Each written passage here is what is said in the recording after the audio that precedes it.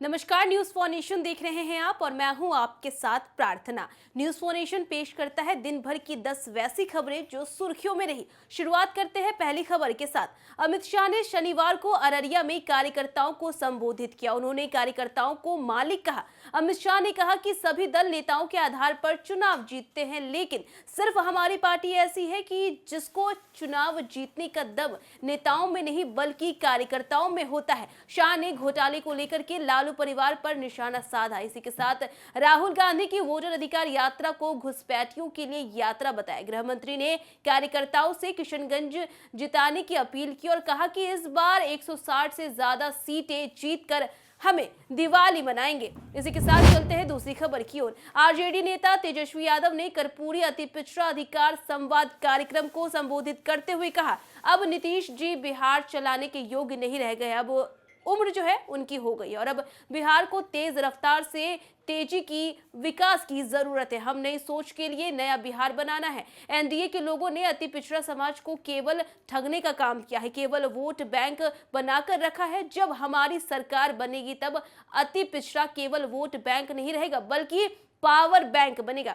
इसी के साथ चलते हैं अगली खबर की ओर। केंद्रीय मंत्री गिरिराज सिंह ने कांग्रेस पर बड़ा हमला करते हुए कहा है कि कांग्रेस देश में गृह युद्ध कराना चाहता है। राजद के लोगों ने भी यही विषय उठाया था कि जब नेपाल बांग्लादेश में घटना घटी थी तो आई लव मोहम्मद विवाद पर बोलते हुए भाजपा सांसद ने ये बातें कही। उन्होंने कहा कि ओवैसी मुफ्ती महबूबा जैसे लोगों को भारत और बिहार का विकास नहीं दिख रहा है, बल्कि ये लोग सत्ता के लिए लोगों को लड़ाने में लगे हैं। इसमें ओवैसी सबसे आगे है। इसी के साथ चलते अगली खबर की ओर। नवादा में भारतीय जनता पार्टी के सीनियर लीडर और पूर्व विधायक अनिल सिंह पर जानलेवा हमला किया गया। बता दें कि घटना हिसुआ राजगीर रोड पर नारदीगंज के पास तब हुई जब पूर्व विधायक एक श्राद्ध कार्यक्रम से लौटकर पटना जा रहे थे। इसी के साथ नादिरगंज नवादा मोड़ के पास अपराधियों ने पहले पूर्व विधायक का पीछा किया, फिर उन पर अटैक कर दिया। इस घटना में भाजपा के पूर्व विधायक बार बार बच गए और इस दौरान हाथापाई भी हुई, जिसमें एक अपराधी का मोबाइल वहां पर गिर गया,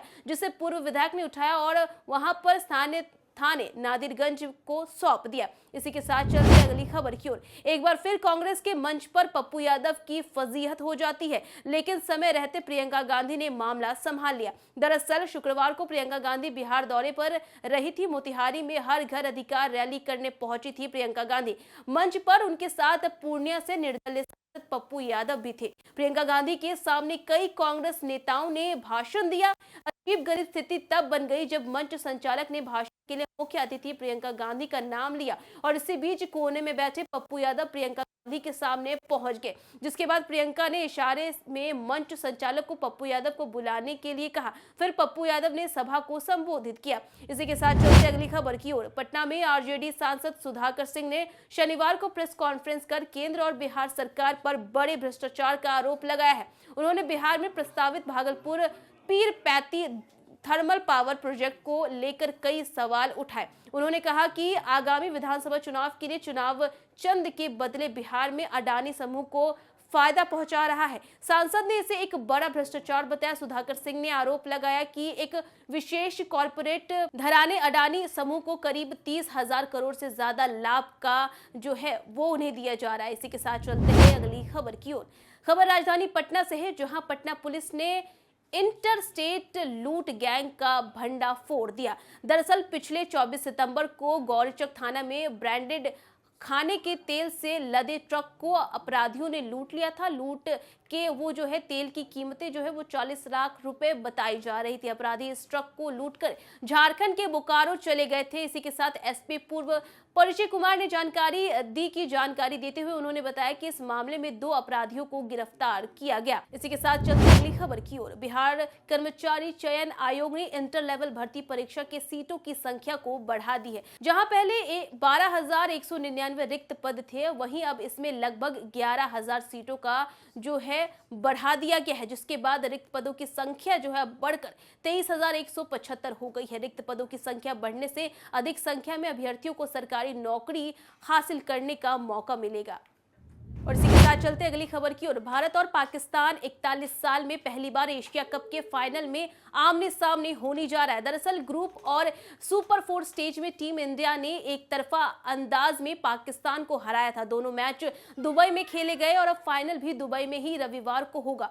फॉर्म और रिदर्स के लिहाज से टीम इंडिया इस समय पाकिस्तान से काफी आगे नजर आ रही है। हालांकि पाकिस्तान की टीम में भी उत्साह और विश्वास की कमी नहीं होगी। भारत से 2 मैच हारने के बावजूद पाकिस्तान ने अच्छी वापसी की और बांग्लादेश और श्रीलंका को हराकर फाइनल का टिकट हासिल कर लिया। और देखिए अब ये दोनों ही टीमें आमने सामने होने वाली हैं।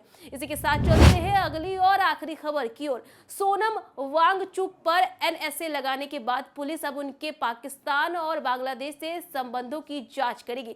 दरअसल लद्दाख के डीजीपी एसडी सिंह जामवाल ने शनिवार को कहा कि हमने कुछ दिन पहले पाकिस्तान पीआईओ के एक सदस्य को पकड़ा था। वह वांगचुक से जुड़ी जानकारी पाकिस्तान भेज रहा था। यही नहीं, वांगचुक पाकिस्तान के न्यूज़पेपर और एक इवेंट कार्यक्रम में शामिल भी हुए थे। इसके अलावा बांग्लादेश में भी जा चुके थे। उधर हिंसा को लेकर के डीजीपी ने कहा कि हमने सेल्फ डिफेंस में फायरिंग की, नहीं तो पूरा लह चल जाता।